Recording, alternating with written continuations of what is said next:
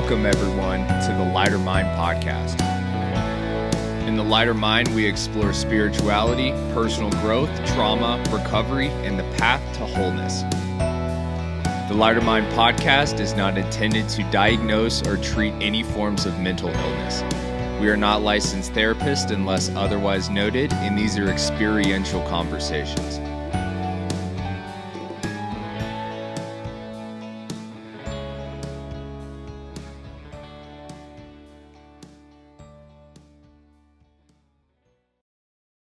Hello, everyone, and welcome to another episode of The Lighter Mind. My name is Kyle, and I am here with Alan and Mr. Crow.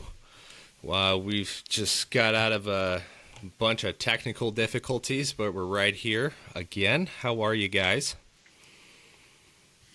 Fantastic. Yep, doing pretty good. Can't complain. Just lovely, huh? Yes, Okay. yes. So today on the episode, Mr. Allen had a topic that he wanted to bring in here, and I thought we would have a little conversation about that. Yeah, so, we've missed a few weeks, and I was thinking about when Crow and I worked together with the at-risk teens, how we'd always have 3 days off because the guy that ran it said you needed that much time to recover from the emotional burnout or whatever you want to call it, compassion fatigue. And, I think you guys have probably both experienced it, and I wanted to just see what you do to reboot when you only have a few days between dealing with, what you're dealing with. And I have not worked in that realm, so I don't really know what the day-to-day kind of draining is, or if it actually makes, I bet some people get powered up by doing that, but for me, I know, I'm an introvert, so it was very draining to be around that for, and we weren't even working 40 hours a week. It was like 30, and it was tiring. So take it away, fellas. I'll just interject when I have questions. Okay. Crow, do you want to go first or want me to go first? Because we both been in this space. I'll let you run with this, Kyle. Okay. What are your secrets? Well, so I think that there's a lot playing into this. So the topic that Alec, who the hell is Alec? Alan is bringing up right now. Be Alec.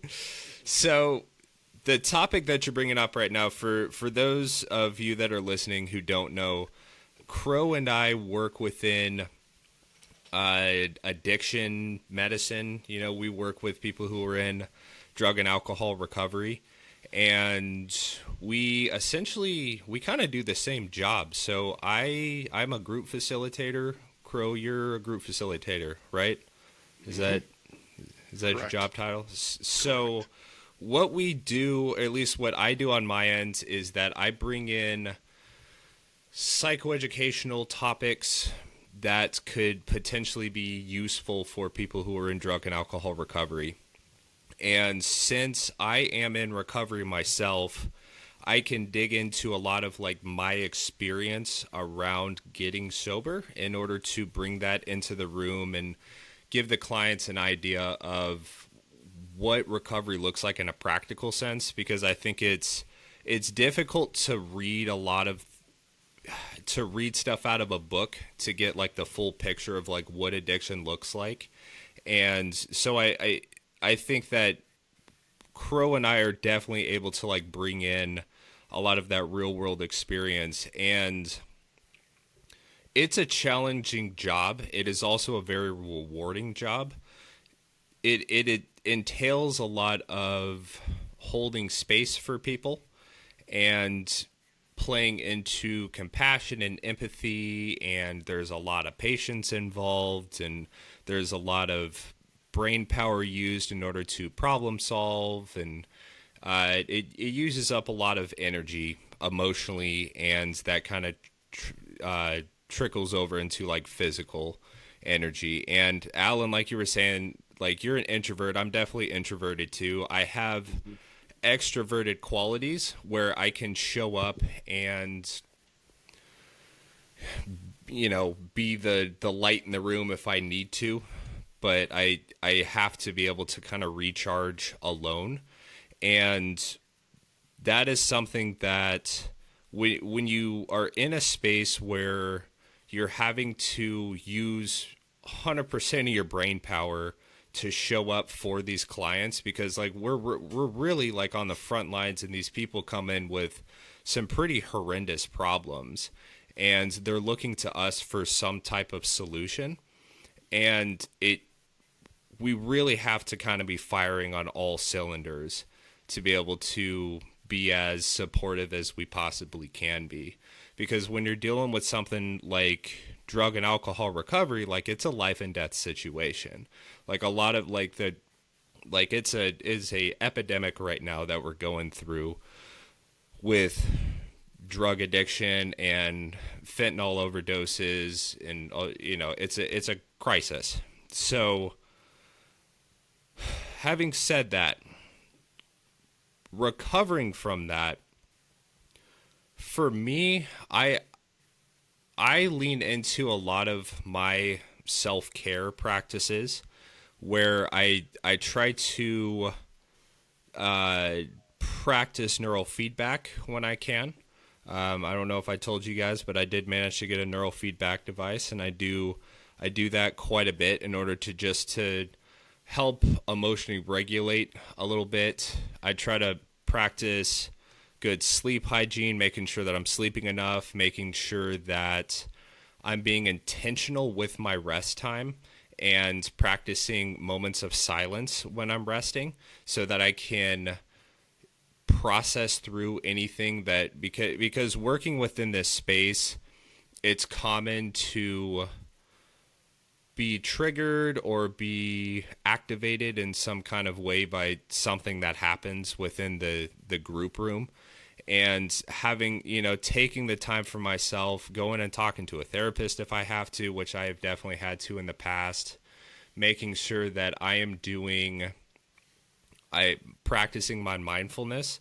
So checking in with myself, that's something that Crow, you taught me that actually a long time ago, of doing like the full body scans and making sure if there's, is there anything hurting? And I do the same thing with my mind, that if there's something a little bit off in my mind, I question it and I kind of pick at it a little bit to try to see if I can kind of process through that and see if there's, any biases or expectations or any trauma or any, whatever could be coming up for me. Because it definitely tends to be reflected in the rooms that we're working with, because I think that like when you're working within mental health, it's a giant mirror of yourself essentially a lot of the times, and especially like people with drug and alcohol recovery, a lot of the stuff that they're dealing with is stuff that I have overcome to like a certain extent, and I can see a lot of myself within them. And so I have to make sure that I'm being kind enough to myself to give myself the rest that I need when I'm away, and then just being intentional about that time away. Time in nature helps a lot. I think that in exercise, there's a couple of things that I have in my toolbox that I go to pretty frequently just to make sure that I'm mentally okay. And if I don't do that, it makes me less helpful to the people that I'm trying to help. Does that make sense? Totally. Totally. Couldn't agree more. You hit on a lot of great things there, Kyle. But the biggest one is self-care at all costs. But to your point, Alan, more specifically, how do we do it? I think that's individual specific for anybody across all domains of the healthcare network. That's primary. I mean, that's first and foremost. Because if you don't have that locked down, you're going to burn. It's going to be a slow burn eventually. And I like Kyle. I'm in recovery. I'm about 9.5 years now of recovery. And doing this kind of work for that entire time has sort of allowed me different measures through the years to perfect, I guess, that. Messages always change given the particular audience and the occupation. But one thing remains fundamental, and that is first and foremost is self-care. And how do we do that? Because if you don't have that, then as Kyle said, I liked your point, Kyle, because we are group facilitators at this moment in time. That's what we do. And when you don't show up 100%, or at least 80 to 100, your Mm-hmm. clients know it. The vibe is off, and that there's this transference that goes to them. It's an energy all the way around. And if you're clicking and you're vibing, then you're more open to receive. And you have to be, I think, first and foremost, open to receive. And I always say to my colleagues, it's kind of one of my catchphrases every morning before we start our day: lead with curiosity. And they know that's kind of my little joke. But for me, that's part of the self-care. Is it helps me with, Kyle, what we often talk about is healthy detachment. Mm. That I can have a framework of what I want to do for each day or each week, what I hope to accomplish, but at the end of it all is to detach enough to ask questions. And that, I guess, is there's twofold in that, because one thing, by always asking more questions and learning to, over the years, the one thing that I've learned is leading from a space of curiosity rather than control and having to have the answer. I don't have the answer. And when I'm feeling burnout on my weekend, I stick to a routine. That is clutch for me. I have to do the exact same thing every time, because it's a means of a ritual. Rituals ground us. And I have my rituals, and they're funny and they're goofy, but nobody sees them but me. And I wake up, I have my salt water, my supplements. I get in the sun as soon as possible. I get my feet on the earth as soon as possible. I have all these little things that I do. My breath work. And I'm in nature because I'm in a park around trees, and I can stretch in the sun and look like a dork. But that's okay, because it's what I need first and foremost. So I'm taking care of me first. Knowing that if I'm hitting those marks and I've got that in place, it allows me time to figure out, what do I need for the day? What do I need? Is it physical? Do I need contact with all my friends? Do I need to reach out because I'm bummed? Or do I just need, as you said, Kyle, which is so top of my list, solitude? Mm-hmm. I need solitude. I need to be away from noise of every kind. And that means most of the time, no music, no words. I'm done with words. I get tired of words, and I just need solitude. And it's like, for me, is a font of healing, to get beyond the futility of words. And that, to me, is a huge thing. And then it's the gym, and I have I gotta go to the gym. I gotta do my thing, my sauna, all of these little rituals for the physical piece of it. So yeah, there's a lot more into that. If I did need more help, it would be therapist. But at this point, it's so far, I really haven't utilized that much. But that's just me personally.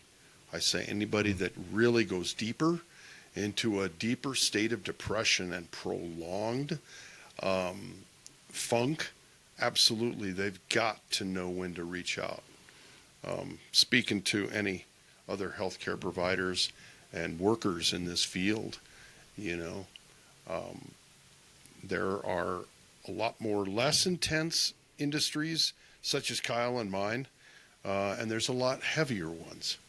Working with veterans and PTSD and things of that nature, and which I don't personally hear of a lot of.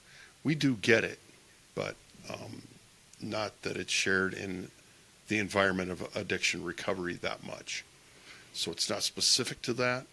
But man, when you're dealing with heavy stuff and children, that's another case that a particular field I would be really, really on heightened alert and forewarned about, man. Working with small children and some of the domestic situations that they're going through, far worse than mine. There. Does that sound like I just gave you guys some gratitude in there?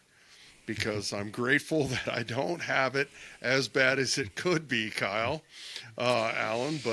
But at the same time, we're all going through our own stuff, and we have to be very, very careful to be able to recognize that within us and separate that so that we're not carrying it out. And to know when, case in point, last week, we had a Monday appointment here to sit down I had with you guys and to talk with you on the podcast, but I had to call you both up and say, not feeling it. Have to put a boundary up and be very specific and very critical. It's no, I'm not in a space to speak, and you got to be okay with that. It's you before your appointments, man. That's my motto. Yeah, I think that's important. I mean, you got to put yourself above everything. And I think that in my own kind of hierarchy of needs, like my sobriety and my mental health comes above everything, because Amen. Nothing else in my life happens without those things. Right. My marriage is gone, my job is gone, my physical health is gone, my living situation is gone, my car is gone, everything is gone if I don't maintain those things. And if I'm not physically well up here, forget about it. Right. Yeah. And you convey that to I convey that to clients, and they have a difficulty in receiving that, right? Because in early recovery, we're so prone to want to be people pleasers and run back out because there's this, so much in the past in our recent past of guilt and shame and all these difficult things that we're trying to, of damage that we've done with family members and friends and coworkers. And so we're the last ones to receive a message like, it's you first. And when I tell clients that, they're like, oh, no. I'm the one that's done the damage, and I'm the one that's hurting and have hurt all these people from all of my mental addiction or my mental, fallout and all the challenges that I've gone through, and I'm the one that hurt everybody, so I should throw myself out there. It's the exact opposite, Kyle. You're spot on that one. Yeah. You also said something that I think is really important to. I think it's a self-care piece. So you were talking about the healthy detachment in there, and I think the playing into like some of like the expectation that we have, because when we're working in this field, unfortunately, the success rate is not very high. It's just because of the nature of what we're dealing with. And I found that when I started working in this field, I had attached my well-being to the outcome of this situation on whether or not they were going to be successful or not. And I found myself becoming very burnt out very, very quickly, especially in my first couple of years of sobriety when I remember when fentanyl hit the scene because people were dropping like flies around me. I mean, like roommates, best friends, house managers, sponsors. I mean, like people that were like really close to me, and it made me want to withdraw pretty heavily from the recovery community in general, and it brought my trust down. It brought my compassion down. It made me very bitter for a little bit. And I think one of the greatest things that has happened to me is playing into some of like the stoicism and just removing some of the need to control the outcome and not basing my success on their success. Because when it still breaks my heart if I have a client that appears to be doing exceptionally well within group, and then I'm hearing from their therapists that they're doing incredibly well and they're showing up within the community and they're taking care of themselves, and they finish like some step work, they're just really killing it. And then I get that message, hey, so and so had a relapse. Just breaks my heart. But I used to beat myself up as like, oh, and make it about myself essentially, that like I'm the failure because like I have failed them. And removing like that expectation that your success is your success, and like whatever you're going to do with your program is outside of my control, has helped me continue to show up mentally, and just to really, really lean into some of that acceptance that like this is something that like you're gonna lose a lot more than you win, but I'm still showing up and giving it my best effort. I think that has helped me not go into that place of compassion burnout as much, and not get into that place of cynicism and bitterness and resentment and all those things that like this field can absolutely lead you to. And I've seen it happen to a lot of people. And I've seen a lot of people base their recovery on other people's recovery too. And so if they see someone else go out, they're like, okay, this is an excuse for me to go back out too. And so like there's a lot of things that can go awry within this field that we're working in. Absolutely. Yeah, it's tough. You said a number of great things in there. One about that whole healthy detachment piece, and you mentioned stoicism, which I actually really lean into in our PHP groups. I really lean into that. Stoicism, however, let's not make this mistake, man. That does not mean showing up macho and you don't feel. And you don't have feelings and you discard them. That's not what Stoicism is. Mm-hmm. Stoicism is more of a practice of understanding and seeing things realistically for what they are. Mm-hmm. Not that dismissing the human as not having feelings and having to deal with those. It's two different things here.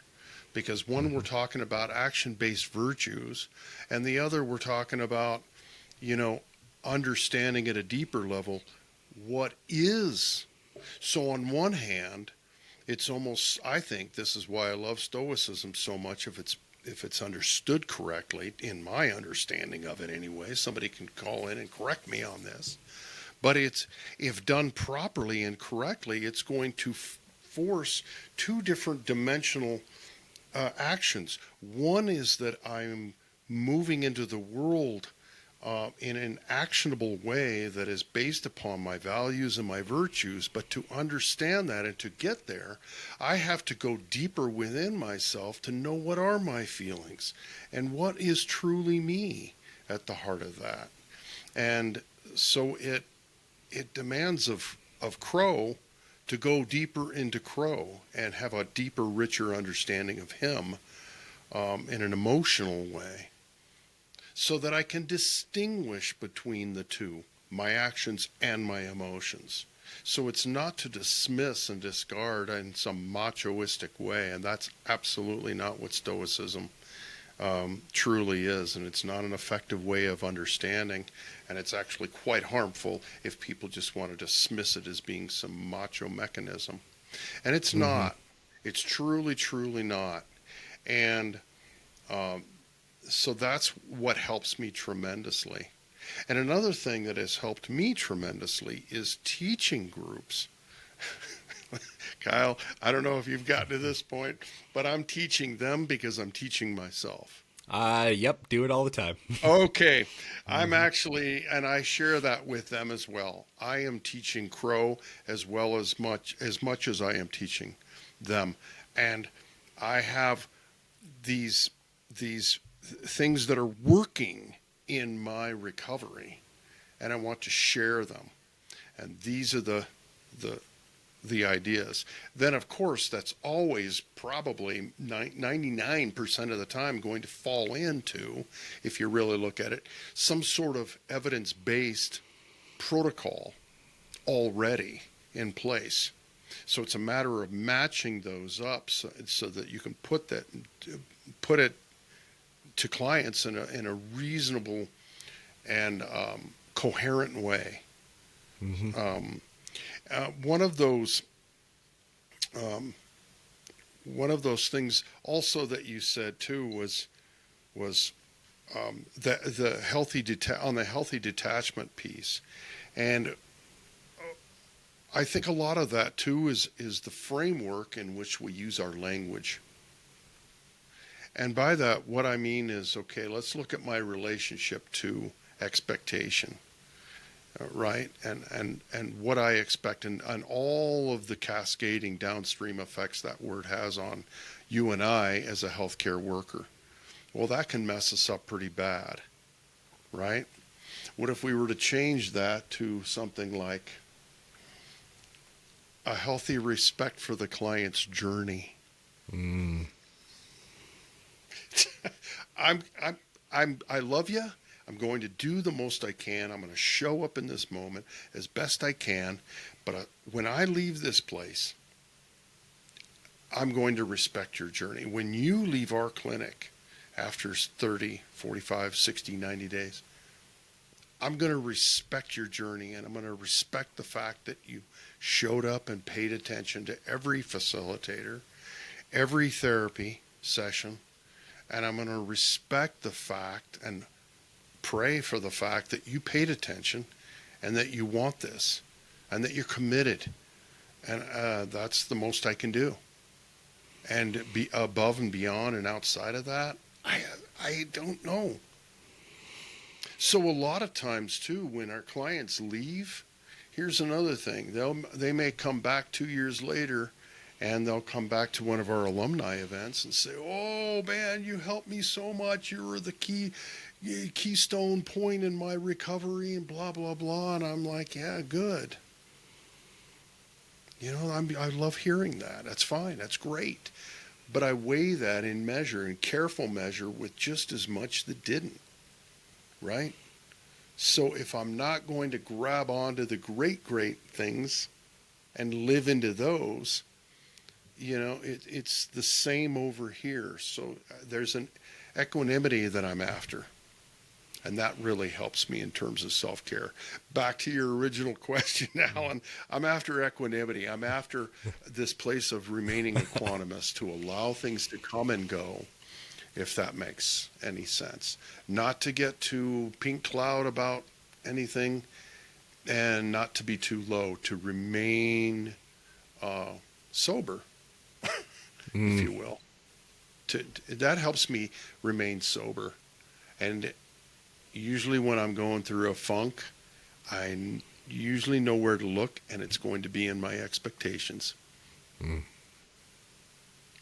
Where were my expectations of this person, that situation? What was going on? Yeah. Well, years ago, I remember when I was working in the brewery, and the guys would get super upset about the staff just not being caring, And I said, hey, number one for me, and this is probably the worst thing to say, the happiness for me when it comes to something like that is having low expectations. Like if you go into something and have these expectations, like I'm going to go see this band that I've loved forever and it's going to be the greatest night of my life, and then you show up and they suck. You know, they're all wasted or whatever. They're just old or they're just going through the motions, you know, because they don't fucking care. They're just there for a paycheck. You know, you're like, wow, that was terrible. And then you hate them, right? And I know when we were working with those kids, I would have such high expectations that they were just going to like be like, oh, yeah, I'm a fuck up and I'm going to change my life. And I remember them just like, I don't give a fuck. And I looked at them and I said, neither do I. If you don't give a fuck about you, why should I give a fuck about you? You know, until you can care. And I get it. They're young, traumatized brains. But there's only so much in my mind that you can do and say. And if they don't, if it doesn't resonate or falls on deaf ears, then you're like, okay, why are you here? You know, I'd say half the kids we dealt with, I'd be like, why are you here? And it was usually, well, court ordered. You know, the few that were there on their own volition seemed to really lean into it more. Right. And there were some, you know, court ordered ones that did well, but, you know, so I just remember being tired all the time from that job. You know, so that's why after we had talked last week and you said you couldn't do it and that it was, you know, stressful and exhausting. So I'm like, well, we should have a conversation about this, you know, and the self-help thing and to kind of tangent, I started reading the Maston Kip book you recommended, the Reclaim Your Nervous System one. Oh, yeah. And, it's funny because, you know, 6 years ago, we were talking about Bessel van der Kolk and The Body Keeps the Score. And I remember going to the director of the place we worked and asked him about polyvagal theory and Stephen Porges, and he knew nothing of it, you know, and that book really seems to be leaning into both of those things. So does any of that work in? I know I've been into the Stoicism as long as you have. So longer. Yeah. And we were talking about equanimity, and it's funny. This morning I did a calm meditation app thing, and it was he was talking about equanimity and. You know, how he was talking about the Fonz, which, you know, I don't know. Kyle's probably too young to know the Fonz. But when we were kids, he was a cool dude. Like, everyone had Fonzie posters. I didn't, you know. And he was like the stoic guy with equanimity. Nothing fazed him. Like, you know, like, and it kind of just like that little "this is fine" thing with the little dog drinking coffee in the room on fire, you know. So I guess, you know, for me, when you tell me that it was a stressful week at work and you were really good at dealing with things like that, how is it for other people that don't? I mean, like, you know, like this staff that doesn't, take care of their health, doesn't work out, doesn't eat healthy, you know. Right. I mean... Right. I ask these questions too, because also what did help me tremendously was the fact that for 7 years, you knew that I was in monasticism.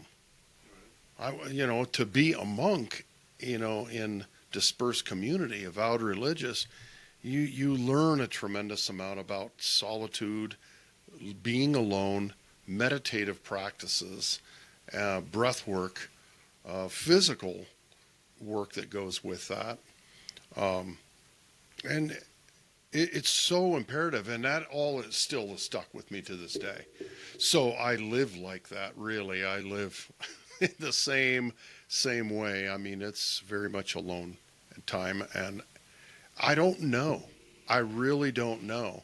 but I do know that there's too many. It would be if you didn't have a lockdown practice of some kind, that you at least gave yourself 1 hour a day. And this is what I try to also teach clients is if you don't have 1 hour of 24-hour period where you are spending it investing in yourself, then it's getting taken from you. You're giving it away.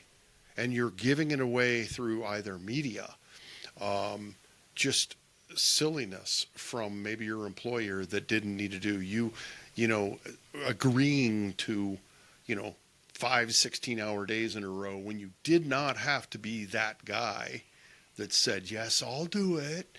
No, you don't need that much overtime. Nobody needs to overextend themselves. Well, yeah, I think that, a couple of things I think about is, do some people get kind of like a messiah complex, like they're going to go in and save people, like this is my job and I'm good at it and I've got this, look at all these letters behind my name and I'm going to go in, and then they just burn out because their expectation is they're going to go in and be like the person that saves someone from themselves.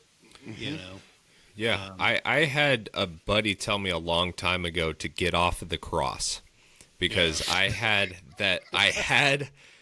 absolutely had that when I started to get into my holotropic breath work and I started to really start digging into like my trauma. I had a little bit of that. I think it was with good intentions, not necessarily thinking that like, oh, I'm this, I'm a god and I need to come down here and like save people. There was a little bit of humility in there, but it did put my expectations to a place that were unrealistic 100%. And I think that's where I was, especially because I started working in this field when I was 9 months sober. And let's be honest, I was still crazy as shit when I was 9 months sober. And I didn't have what I needed to be able to show up fully for anyone else within, and whether that be like within a romantic relationship or a business relationship or any of those kinds of things.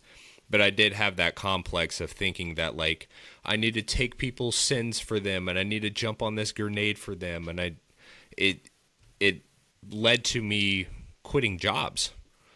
Just through complete resentment, because nothing that I was trying to do and nothing I was, trying to plan and scheme and manipulate people, places, and things outside of my control.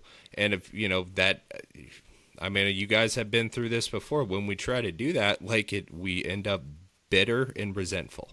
And that's exactly what happened to me. And I've quit a couple of jobs from that. One of the jobs was when I was at a job working with Crow, and I was politely asked to leave because I was being an asshole. I was becoming insubordinate and like pushing back against something that I had no business trying to control. And like, I had to let that go. I had to let this thought go. And that's what I was talking about with removing that expectation on what that outcome was going to be. And I had to tell myself, and I still tell myself to this day, if I notice that if I'm planning a group or if I have a particular issue going on with a client and it starts to give me anxiety, I tell myself that I'm making this about me right now. I need to stop making this about me because this is not about me. It is not about any of the therapists. It's not about anyone. It's not about any of the nurses that I work with. It's not about us. People are coming and they need help. I need to put my shit down. And then as soon as I do that, I can let go of some of that anxiety and that fear, because it's who gives a shit if I go in there and say the wrong thing? Because it's not about me. Who cares? It doesn't matter. Yeah, I love that, Kyle. I love that. That is the product, and that is the byproduct, I should say, of really, really good self-care.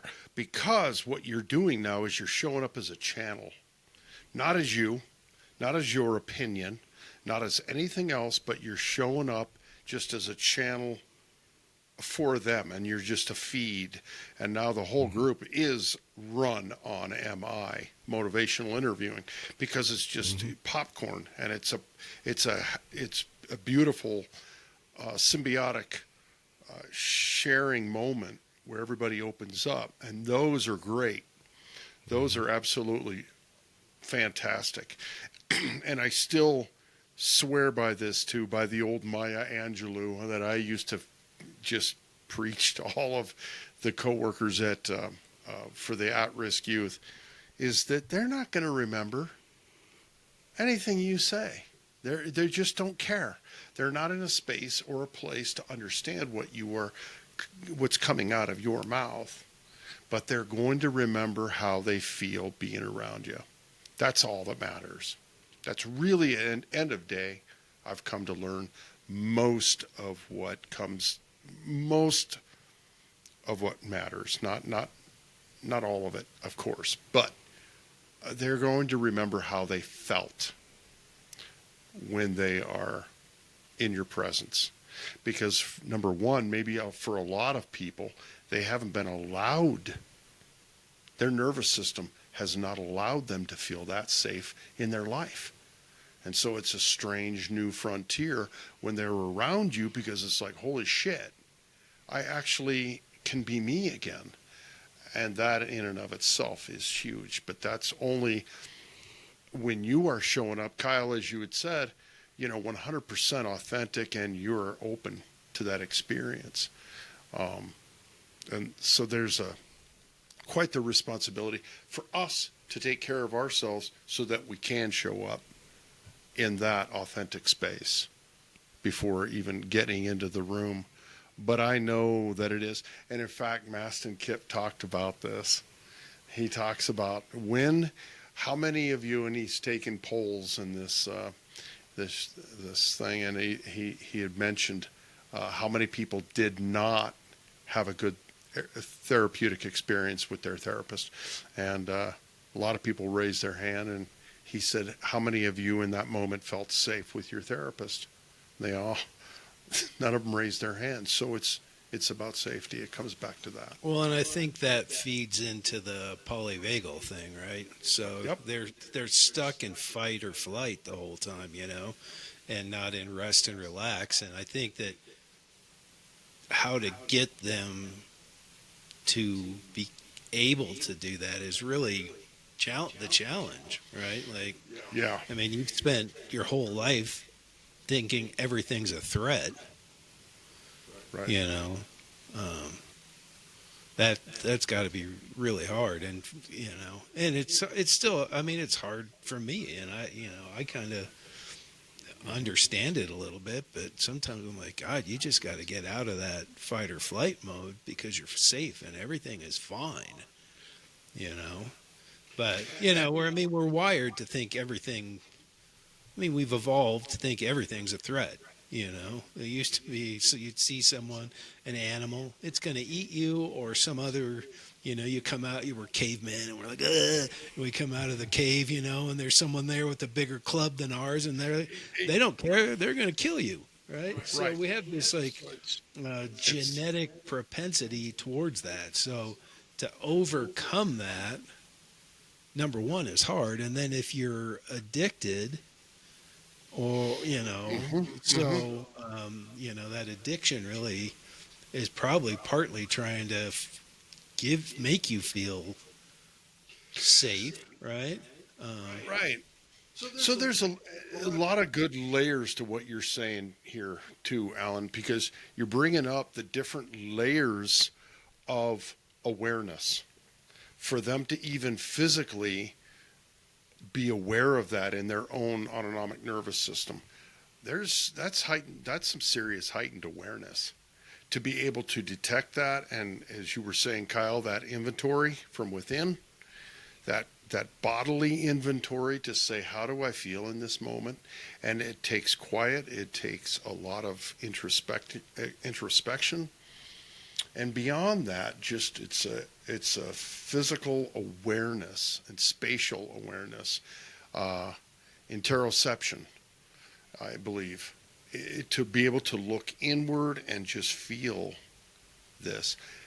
A lot of folks in early addiction recovery, man, we are so disenfranchised from our bodies, from our emotions, from our nerves, from people, from everything. We're so disconnected that we don't even understand the difference between a simple tummy ache and thinking the fucking world is burning down. You know, and there's that speaks to the physical piece with inflammation that's all throughout the body, and the waves that you're trying to ride in the physical to be misconstrued as an outside warning. It's not an outside warning.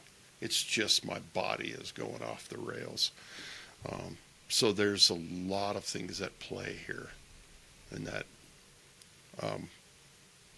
But that I love that work on the vagus nerve. All right. Well, let me ask you this. That's somatic.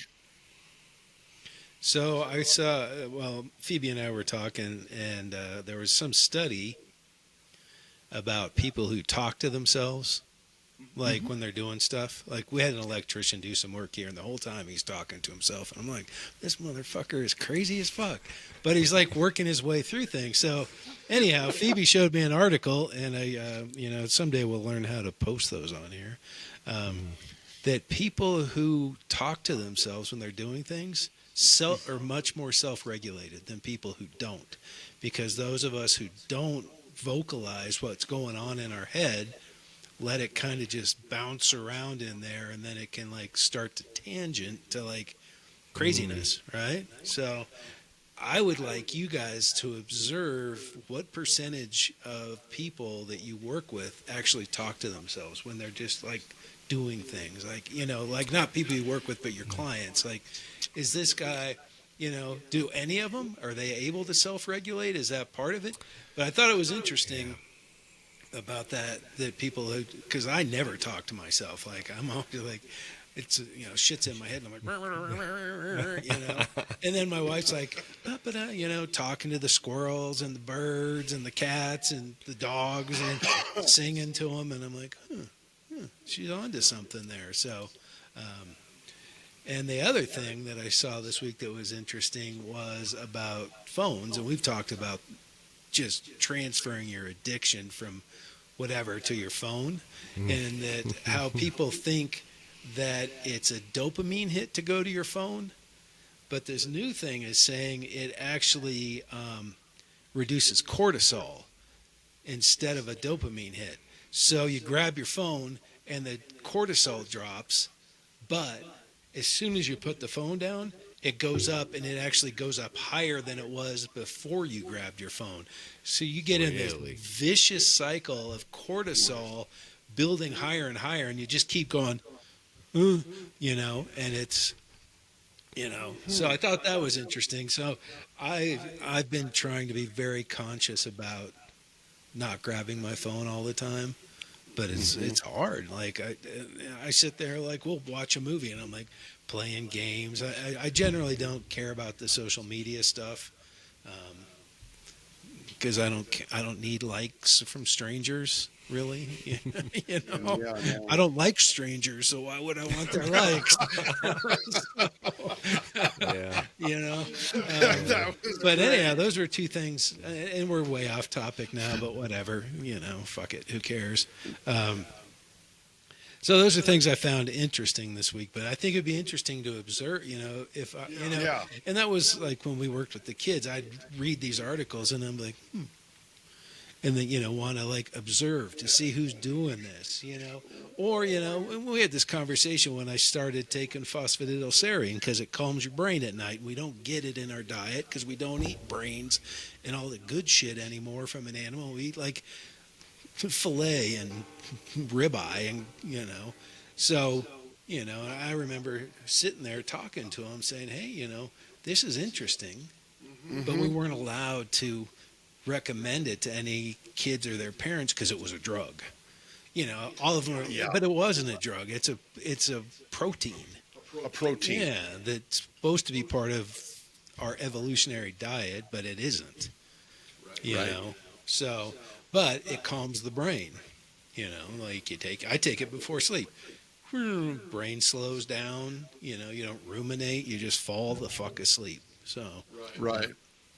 Well, that's going to be definitely a podcast for a future episode Oh because yeah. there is so much in dietary stuff that has been eliminated that we don't get through food that we need, and the nutritional depletion that we're experiencing. And yes, do I think that plays into addiction recovery and when the body is trying to recover? Absolutely. And inflammation, all of it, you bet, every bit of it. And there's deficiencies left and right. And I think that plays an enormous part into the ability to self-regulate. Absolutely. It's all about the gut brain first. And it's, yeah, the lack of magnesium, the lack of vitamin D, the lack of everything. And, right, iodine, going, is low now. everything. Well, and But, my buddy who I mountain bike with was in the hospital Thursday. We went for a ride, and he wasn't right. Like, he could barely walk. He couldn't put his bike shoes on. Couldn't clip into his pedals. Went down this rocky trail very slow, and we were with Gus, who's 7, and he's fast, but it was weird. So at one point, he was going up the hill on his bike. It was not a very steep hill or long, and usually pedals right up it. Got off, and then I noticed he wasn't walking right, you know. And I said, "Dude, there's something wrong with you." And this is the funny part of the story is I said, maybe you had a TIA, a mini stroke. And so he's like, looks at me and he's like, well, let me smile. And I said, well, you look fine. But then I realized I've known this guy for 25 years. I don't think I've ever seen him smile. So I was like, yeah, you look fine, dude. But I sent him to the hospital. Anyhow, he had subdural hematoma, which is a big ounce of blood between his skull and the sac your brain is in. It was pushing his brain over. So it could have killed him. But this long story to lead me into the fact that if you look at what hospitals, I mean, I laugh because every time I've had to take like my mom to the ER to urgent care, there's like a vending machine with like Doritos and sodas, and if you look at what they give you at the hospital, it's just sugary shit. There's no nutrition, like white bread. And, I'm like, how do people heal when they eat shit? And that's the system. Like, to me, if I was super rich and wanted to open a care facility I would, number one, focus on nutrition. Like, you guys got to eat better because, I know when I was a partying dude, it was like 7-Eleven burritos and, just shit food all the time. Like Totino's. You can get like 10 pizzas, not anymore, but back then it was like 10 pizzas for $10. I'm like, fuck, that's a week's worth of food, Right. And no vitamins, no supplements, no sunlight, nothing, So I just keep thinking, I was laying in bed last night thinking about this, how there needs to be a holistic approach to this, more than just, therapy, which I'm getting less and less fond of the more I read about it. And, like talk therapy, like, oh, how you feel about that? Well, I feel like shit. Well, okay, well, when you feel like shit, you just should feel a little better and think about what you're grateful for. Okay, I'm better now. I don't know if it works. I mean, Phoebe and I did talk therapy for our relationship, but it was basically how to learn to talk to each other instead of fuck you, no fuck you, which didn't work so good, that kind of dynamic. But I wasn't throwing plates like the Greeks are known to do. So, Right. So there's your grateful for. Yeah. Well, So, yeah. But anyhow, holistic. So mind, body, spirit, right? Like, Yeah. so I mean, they should have blackout curtains in these rooms so they get good sleep hygiene. Take the temp down to 65 at night. You know, Everything. decent food, supplementation, because the Right. soil is depleted, and it's like people eat at restaurants. I don't eat at restaurants because I worked at a restaurant doing the beer part, but I saw the shit they put in the food. It's whatever's the cheapest commodity product humanly possible so they can drive the most fucking profit, which I'm fine. I'm a capitalist. I believe in making a profit, but I also believe in giving the best product available. And if you're paying a shit ton of money, or your insurance company is paying a shit ton of money for you to be in rehab, they should make every facet of that as good as possible. Not like, well, we can make a ton of money if we, cook shit in seed oil and give them Wonder Bread or whatever, the Great Value Wonder Bread. So, to me, I'm like, as I laid in bed last night thinking about today and after reading, I was like, this whole mind, body, spirit thing. I mean, they're kind of working on the mind. Yeah. But anything beyond that, really? No.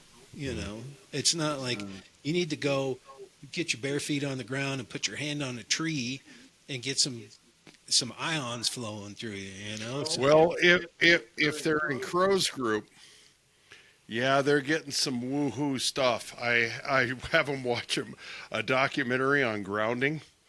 I get them involved with some Andrew Huberman and the ultimate morning routine with sunlight, holding back on caffeine for an hour, and cold exposure, cold therapy, cold shower, whatever you got to do to get some shock proteins, and what that does to reset our dopamine receptors and yada yada. But you bet I do. But I can only do so much. I mean, it's very limited amounts. But at the same time, you had a really, really good point on a lot of really good points. But that would bring to mind too an idea for a future podcast. Okay, had our boy, one of our recent guests, well, a year or two ago now, Adam Vigil, the MMA 5-time champion. He was a guest up at our facility here in Colorado and in Monument, and we had him a couple weeks ago up to our place. He brought his entire team with him, which is huge and big and impressive, and his ministry of Unbreakable, that's big. It's a big ministry. We got to get some of these people in here. There is some of these people, and he's going even larger with a project called The Bridge here in Colorado Springs, which is a part of his ministry as well. And they are all about health and fitness and diet nutrition. And he's bringing in, and I just ran into him just yesterday at the gym again, of course, where I always run into him. And he's bringing in dietitians and nutritionists into the bridge. And so we're going to have to get this team over here to pick their brains, because absolutely, they've got some great stuff, and that's a whole nother wing away from what Adam's doing on top of the homeless and the outreach ministries. So we got a lot of stuff to look forward to here on the Lighter Mind. We really do. But that piece right there that you mentioned, Alan, with the physical self-care, oh man, my diet's pretty locked down. I mean, it's pretty good. It's pretty doggone good compared to most. Can I improve it? Absolutely. Every day, you always help me with ideas on that. But I feel really, really good about that. And my fasting protocols, they're in place. Got those pretty well locked down. And supplementation. So those things are incredibly important for my self-care. So all of it. Yes. All right. Well, we're at about an hour. So we're going to do some gratitudes here, yes, boys? I was informed that we forgot those last time. Oh. By a couple of people who actually listened. Yep. Our bad. Yeah. Our bad. So we'll have to do 6 today. Oh, 6. No, I'm joking. 6 things. 3 is plenty. We don't have All right, what do you another guys hour. got? All right. I'll go. I will start right off the bat with you guys. Really needed this talk today. Really needed this conversation, and to get back in communitas with you all and our listeners. Thank you for this opportunity. Want to thank my family. My sisters are just awesome. Just love them, and they're just they help me ground, and having lunch and breakfast with them on occasion is just really cool. Um, so that's been really, really neat. Also, just want to be grateful for my health, dude, because I've got like nothing wrong. That's pretty incredible. Good for I mean, you. I'm doing really, really well for my age. So I am really grateful for that. No bills, no medical bills, no aches and pains. I'm feeling great. So I'm grateful. Yeah. I like it. I like it. All right, I'll jump in here. I am grateful for consistent sleep. That is something that I haven't always had, especially being a stimulant addict. I'm very, very grateful that I can get the rest that I need, and along with that, a lot of the recovery that comes with it. I am grateful. I'm grateful for the opportunity to be able to speak with you guys again, and I'm also very grateful just for all of the opportunities that I've been given within the past year or so, because I think that when I took a leap of faith here, not necessarily knowing what my life was going to look like, my life is just rad right now, and I'm incredibly grateful that I'm able to do what I love to do on a regular basis. I am also grateful. I went out to got to go see my family not too long ago. Very grateful that I got to see them, and then I got to spend some time with my in-laws and my wife. We went out to Disney World, a couple weeks ago, and so I got to go be a kid for a little bit and have some moments of awe and wonder, which was something that I need to do more of. So it was cool to be a kid. So yeah, grateful. Cool. Nice. Well, I mean, I am grateful that we're doing this again. It was too long, and missed you guys and missed these conversations. But I can't really use that one because you guys both kind of did. No, you can too. Yeah. Oh. I'm grateful that it's been like the most beautiful fall we've had in years. Like, it's just unbelievable. The colors outside are fantastic. The weather's been fantastic. They're generally not spraying stuff in the sky as much as they used to. So I don't know if that's the government shutdown, but if it is, keep it shut down. Uh, and I'm just grateful for the life that I have. I was thinking about that today. Like 15 years ago, we were struggling paycheck to paycheck, and I thought, when I got fired from my brewing job for speaking truth to power, I thought for sure we were going to lose the house and everything. And that was only, 7 years ago. And in 7 years, my fortunes have completely turned around, like gone from like struggling, worrying to having zero worry. And that's really a blessing. Like, I never expected it, Mm-hmm. And I know it's whatever. It's, I always tell people, like, getting super rich is whatever. And I'm not super rich. And I don't want to be super rich because there's a point you get to where you don't worry anymore, right? You don't have to worry, like, if something happens, we'll be fine. But you're not so rich that you're worried you're going to lose everything, right? Like, oh God, I know, and I know some very wealthy people that are worried. Like, they worry about money, and I'm like, you've got hundreds, maybe $100 million in your bank account. What are you worried about? You know, most of us, 60% of people don't have $1,000, and they're like, whatever, I'll be fine. So I'm grateful to be in that sweet spot that I don't worry about it. And it was a worry my whole life. I mean, we grew up so poor that I was always worried about money. And until just the last year or two, I'm like, no, we don't need to worry. So that makes me really grateful. And I'm grateful, like that I can share that with people on some level, like I let my buddy take out the Porsche one day, and he was just like, that was the greatest thing ever. And he's like, I can't believe you let me do it. And I'm like, it's just a car, dude. It's a great car. Don't get me wrong. But go enjoy it, Take your wife and go drive it. So that's probably my biggest gratitude right now. Oh, and I'm going to have a fourth one. Naps. Ooh. Like I never took naps. I used to say sleep was for the weak.